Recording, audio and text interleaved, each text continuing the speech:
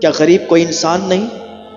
اگر آپ کے گھر پر کام کرنے والا کوئی شخص ہو، کوئی بات ہو جائے تو اس نے کیا ہوگا، کوئی چیز چوری ہو جائے تو اس نے کی ہوگی، کوئی بات ہو جائے تو اس نے کی ہوگی۔ کیا غریب آپ کے پیر کی جوتی کے برابر ہے؟ کیا اس کی کوئی عزت نہیں؟ آپ ہوں گے بہت بڑے آدمی، آپ ہوں گے بہت مالدار، لیکن غریب کی بھی عزت ہے۔ آج اگر سبزی والا سبزی بیچتا ہوا راستے سے گزر رہا ہے تو 4 آدمی اسے گالی دے کے نکل جاتے ہیں۔ رکشہ چلانے والا اگر راستے سے گزر رہا ہے، تھوڑا سا اگر رکشہ ٹچ ہو جائے تو کار والا اسے گالی دے کے چلا جاتا ہے۔ کیا اس کی کوئی رسپیکٹ نہیں؟ کیا وہ انسان نہیں؟ آپ انسان ہیں، آپ بہت مالدار ہیں، آپ انسان ہیں، آپ بہت عزت والے ہیں، آپ کے پاس دولت ہے، آپ کے پاس عزت ہے، آپ کے پاس شہرت ہے، آپ بہت اونچے انسان ہیں، لیکن ایک بات یاد رکھیں، آپ کتنے بھی بڑے ہوں نیچے سے ہی اوپر گئے ہیں۔ غریبوں کی عزت کرنا ہوگا، غریبوں کو سمان دینا ہوگا۔ جو انسان غریبوں کی عزت نہیں کرتا، ان کو سمان نہیں دیتا، وہ انسان نہیں ہے۔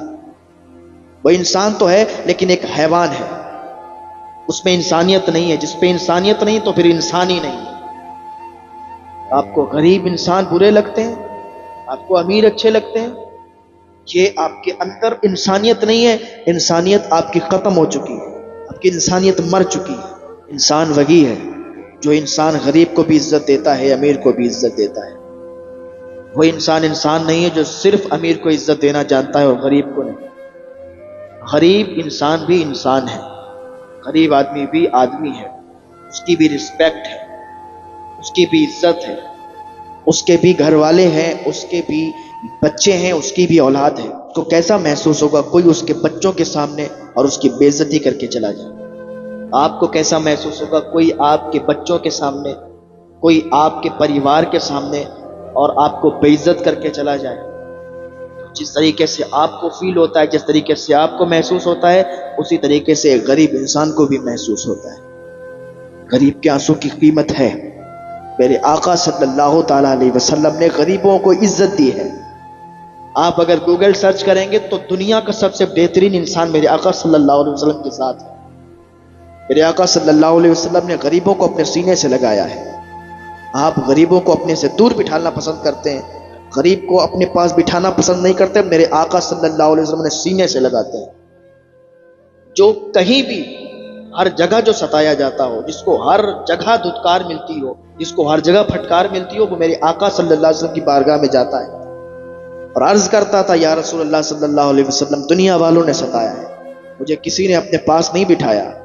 میرے آقا صلی اللہ علیہ وسلم فرماتے کہ دنیا والے تجھے ستاتے ہیں، دنیا والے تجھے اپنے سے دور کرتے ہیں، کہ میں محمد بھی تجھے سینے سے نہیں لگاؤں گا، کہ میں محمد بھی تجھے اپنے سے دور کروں گا۔ حضور پاک صلی اللہ علیہ وسلم اسے اپنے سینے سے لگاتے ہیں۔ یہ حضور پاک صلی اللہ علیہ وسلم کا اخلاق ہے۔ حضور پاک صلی اللہ علیہ وسلم کی سیرت پر عمل کریں، آپ حضور کی سیرت کو پڑھیں اور حضور کی سیرت کو پڑھ کر زندگی گزاریں، زندگی میں 4 چاند لگ جائیں گے۔ زندگی گزارنے کا طریقہ آپ کو معلوم چل جائے گا، اپنے سے بڑوں اور اپنے سے چھوٹوں سے بات کرنے کا طریقہ آپ کو پتہ چلے گا، ایک دوسرے سے بات کرنے کا طریقہ، ایک دوسرے کی عزت کرنے کا طریقہ، امیر اور غریب سے بات کرنے کا طریقہ آپ کو پتہ چلے گا۔ آپ اگر کوئی امیر ہے تو اس کو زیادہ رسپیکٹ دیتے ہیں، غریب انسان کو نظروں سے آپ بچا دیتے ہیں۔ یاد رکھیں، جیسی اس کی رسپیکٹ ہے ویسے اس کی بھی رسپیکٹ ہے۔ اگر آپ غریبوں کی رسپیکٹ کرتے ہیں، غریبوں کی عزت کرتے ہیں، تو اللہ تعالیٰ آپ کو اتنا نواز دیتا ہے کہ ایک دن وہ آتا ہے کہ دنیا آپ کو دیکھتی ہے کہ آپ کہاں سے کہاں پہنچ گئے، دنیا آپ کو دیکھتی رہ جائے گی۔ ہاں، تو آپ اس طریقے سے اپنا رویہ بنا لیں، اس طریقے سے اپنا طریقہ بنا لیں کہ دنیا دیکھے تو کہے کہ یہ واقعی نبی کا غلام جا رہا ہے، یہ واقعی نبی کا دیوانہ جا رہا ہے، نبی کا عاشق جا رہا ہے، حضور کا چاہنے والا جا رہا ہے، حضور کا ماننے والا جا رہا ہے، حضور کے بتائی ہوئی باتوں پر عمل کرنے والا جا رہا ہے۔ اپنا رویہ اس طریقے سے نہ بنائیں، دنیا آپ کو دیکھے تو آپ کو دیکھ کر اور وہ من ہی من میں آپ کو برا کہے، دل ہی دل میں آپ کو برا کہے اور آپ پر زمانہ تھوکے۔ آپ ایسا کام کریں کہ آدمی سوچے تب بھی آپ کی تعریف کرے، آپ کے پیچھے جائے تب بھی آپ کی تعریف کرے، آپ کے سامنے ہو تب بھی آپ کی تعریف کرے۔ آپ اس طریقے سے کام کریں، اس طریقے سے آپ لوگوں کے دلوں میں اپنی جگہ بنائیں، اور تبھی بنا سکتے ہیں جب موزن انسانیت صلی اللہ علیہ وسلم کے بتائے ہوئے راستے پر آپ چلیں گے۔ آقا صلی اللہ علیہ وسلم نے بات کرنے کا طریقہ، اپنے سے بڑوں سے بولنے کا طریقہ، ان کے ساتھ بیٹھنے کا طریقہ، ان کا ادب کرنے کا طریقہ، سب آقا صلی اللہ علیہ وسلم نے بتا دیا ہے۔ آپ سیرت پڑھیں، سیرت کی کتابیں پڑھیں، حضور کی سیرت پڑھیں، آپ کو طریقہ پتہ چل جائے۔ ایک مالدار انسان کے گھر چوری ہو گئی، ایک ہار تھا وہ چور گیا، اس کے گھر پر ایک عورت کام کرتی تھی، لوگوں نے اس پر الزام لگا دیا۔ یہ بھی بڑا مسئلہ ہے ہمارے سماج کا کہ اگر کوئی عورت کسی کے گھر کام کرتی ہے نا تو پھر لوگ اسے کام والی بائی کہتے ہیں۔ بھائی کیا چلا جائے گا تمہارا کہ اسے پھوپھی کہہ دو، کیا چلا جائے گا تمہارا کہ اسے آنٹی کہہ دو، اب بہن کہہ دو، کچھ بھی کہہ دو، لیکن نہیں، وہ کام والی آئی ہے، وہ کام والی یہ کر دے گی، وہ کام والی برتن دھو دے گی، وہ کام والی ایسا کر دے گی، ویسا کر دے گی۔ گھر کی عورتیں، گھر کی خواتین اور گھر کے مرد سب اس کو کام والی بائی کہتے ہیں۔ کوئی نہیں کہتا ہے کہ آج پھوپھی آئی ہے وہ ایسا کر دے گی، آج آنٹی آئی ہے وہ ایسا کر دے گی۔ ارے بھائی کیا چلا جائے گا، کسی کو عزت کے ساتھ ہم بلا لیں گے، ہمارا کچھ گھٹ جائے گا، ہم اس کو عزت دے دیں گے، وہ بھی خوش ہو جائے گی، یار کتنا اچھا پریوار ہے، عزت سے بات کرتا ہے۔ تو ہمیں چاہیے کہ ہم اپنے اندر بدلاؤ لائیں، اپنا رویہ بدلیں۔ اگر آپ کے گھر کوئی کام والی بائی بھی کام کرتی نا، اس کو بھی آپ پھوپھی یا آنٹی کر کے بلائیں تو اس کو بھی ایسا لگے گا کہ مجھے عزت دیتے ہیں، تو وہ اور اچھا کام کرے گی اور آپ کی رسپیکٹ بھی کرے گی اور آپ کی عزت بھی کرے گی۔